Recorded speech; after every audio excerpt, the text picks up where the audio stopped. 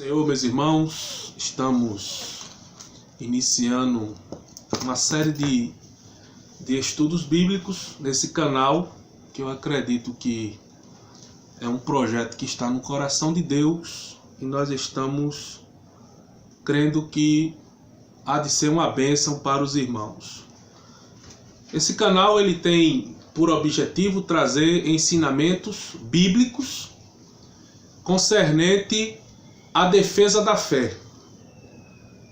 Uma fé que uma vez foi dada aos santos, conforme Judas, na sua epístola, ele deixa bem claro que nós fomos chamados por Deus. A nossa chamada, ela não se limita só a crer, mas também a defender a nossa fé. Sendo esses dias tão conturbados, esses dias há uma grande necessidade de se defender a fé. Não a fé como uma crença, mas a fé como um conjunto de normas e regras que rege a nossa vida, a defesa da palavra de Deus. Judas escreve no verso 13, ele diz a seguinte expressão: Amados, procurando eu escrever-vos com toda a diligência acerca da comum salvação, tive por necessidade escrever-vos e exortar-vos a batalhar pela fé que uma vez foi dada aos santos. Judas, versículo 3.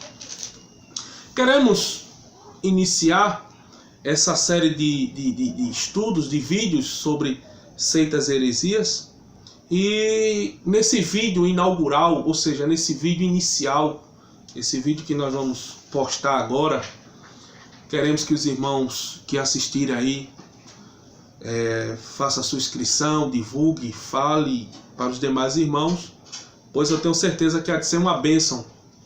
Nós vamos abordar cerca de alguns louvores que são cantados hoje dentro da igreja, mas que de alguma forma traz uma certa heresia.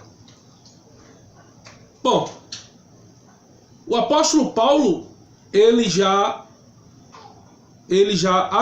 nos advertia, ele já preparava a igreja dos dias atuais para este momento.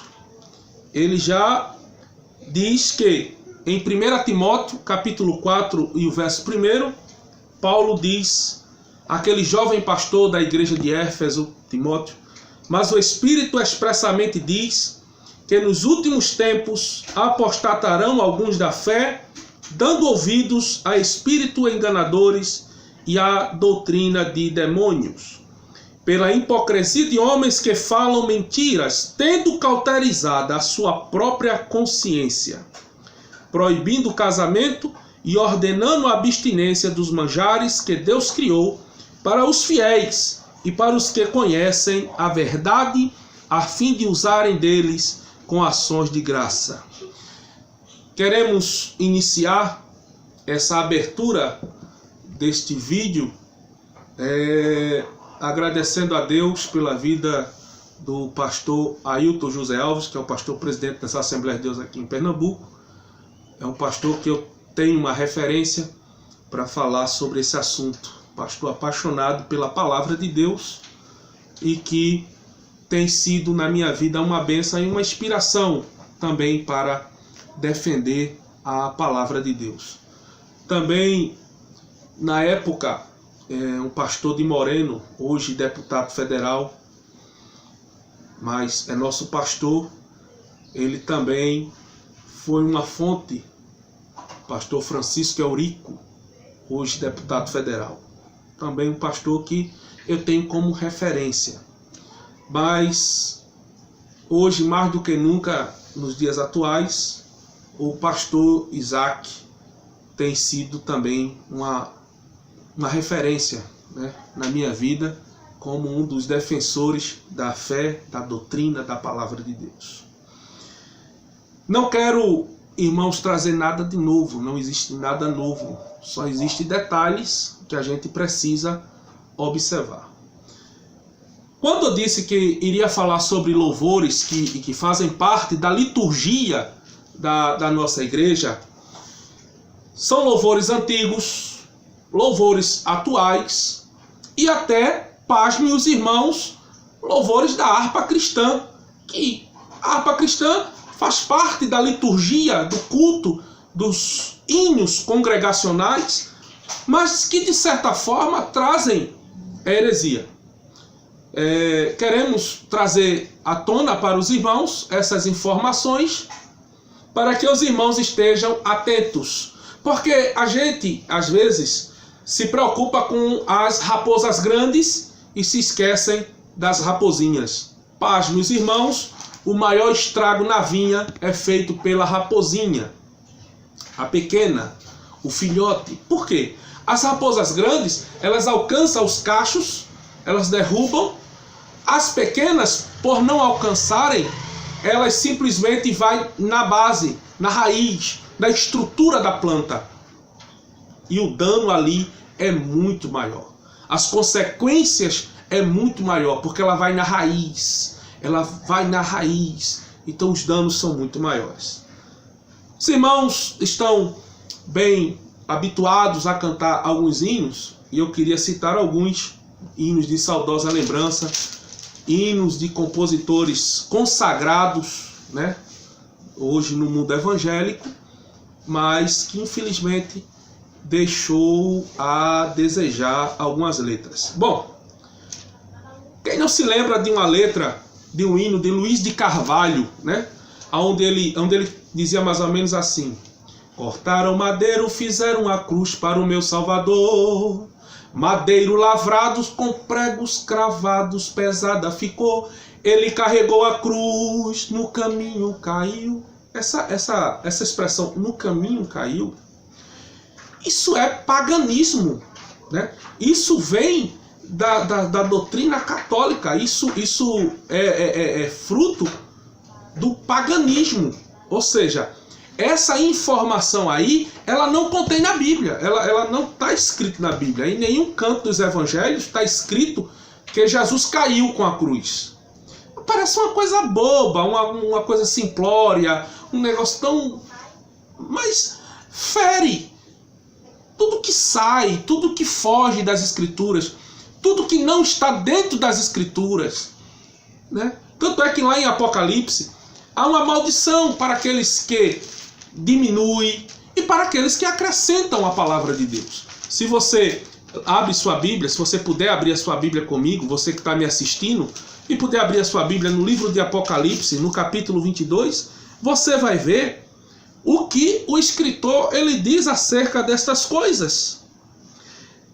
Apocalipse 22, a partir do verso 18, diz assim o escritor: porque eu testifico a todo aquele que ouvir as palavras da profecia deste livro, que, se alguém lhe acrescentar alguma coisa, Deus fará vir sobre ele as pragas que estão escritas neste livro.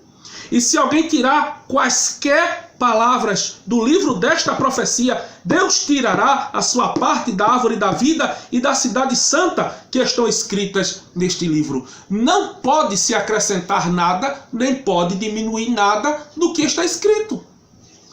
Alguns irmãos vão dizer assim: mas irmão, pelo amor de Deus, eu pensei que você ia falar outra coisa, mas só por causa de uma besteira.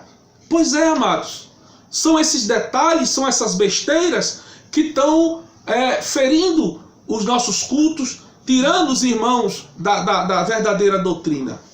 Porque parece ser uma coisa simples, mas se você ler no livro de Juízes, por exemplo, você vai ver uma coisa interessante no livro de Juízes.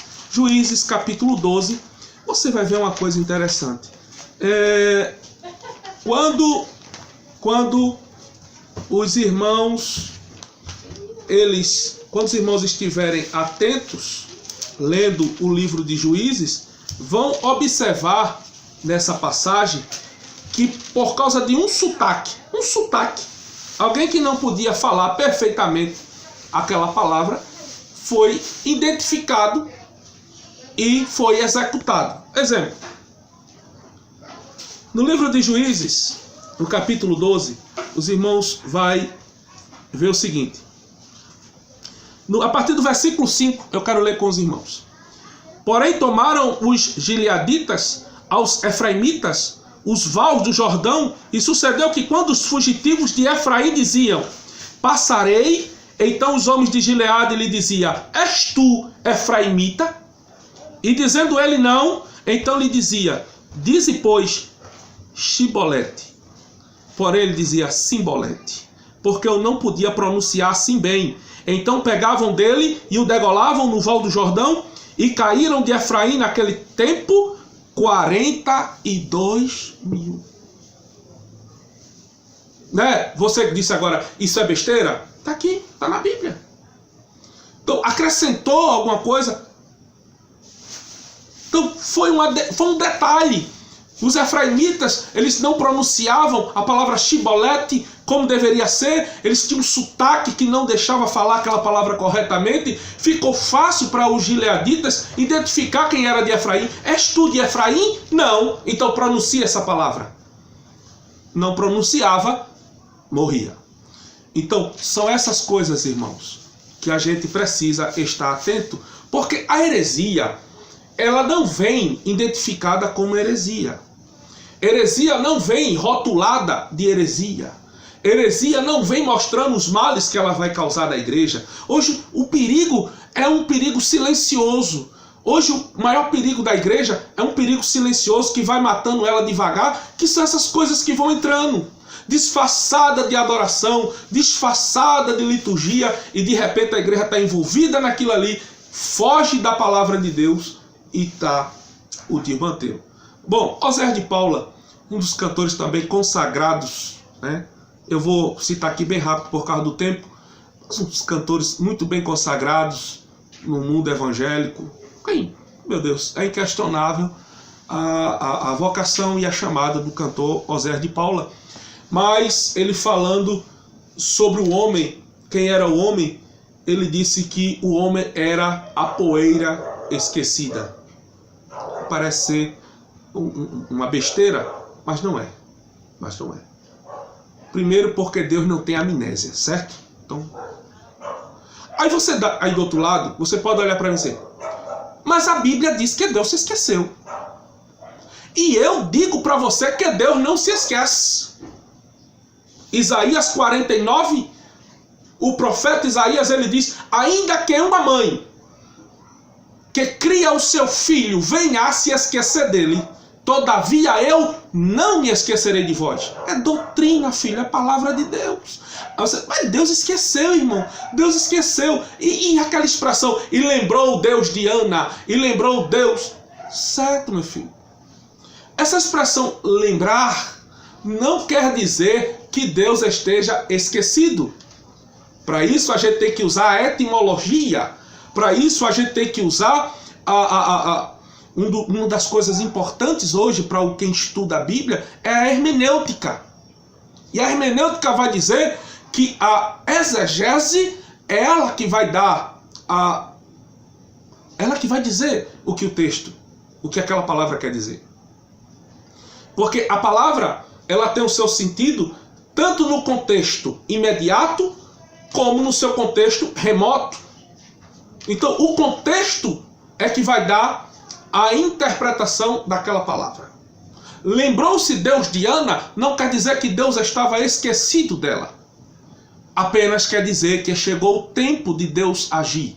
Toda vez que o termo aparece, lembrou-se Deus de Noé, lembrou-se Deus de Ana, foi na hora em que Deus decidiu, na sua infinita soberania, agir na vida, no tempo e nas circunstâncias desses servos de Deus.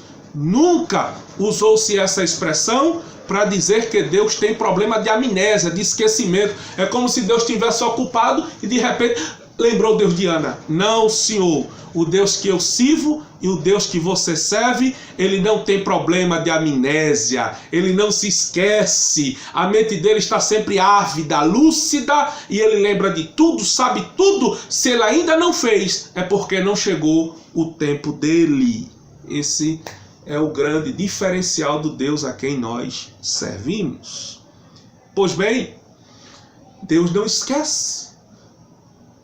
Citamos Isaías 49, para que os irmãos entendam, 14:15, que Deus não tem nenhum problema de esquecer. Então, como é que Deus pode, como é que eu posso dizer que nós éramos a poeira esquecida? Né? Dá-se a entender, umas entrelinhas, que Deus tem problema de amnésia, que não tem, e ficou provado isso aqui. Pois bem, J. Neto, também muito conhecido no mundo evangélico, mas ele diz em um dos seus hinos que nós somos o